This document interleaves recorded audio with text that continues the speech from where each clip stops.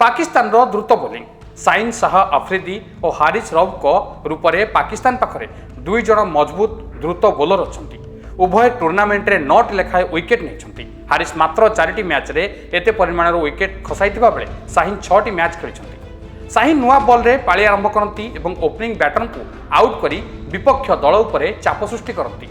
अन्यपटे Rauf middle और death over रे निजर पेस और बाउंस सह बैटर समस्या सृष्टि करती।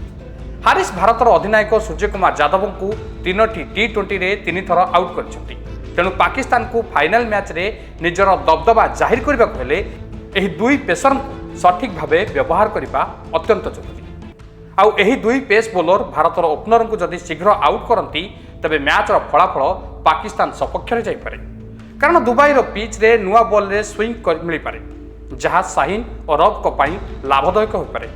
किंतु जदि भारत एही प्रारंभिक ओभर गुडी को बिना क्षति रे पार कर दिए तेबे पाकिस्तान उपरे चाप पड़िबा संभावना यथेष्ट अधिक रहिबो।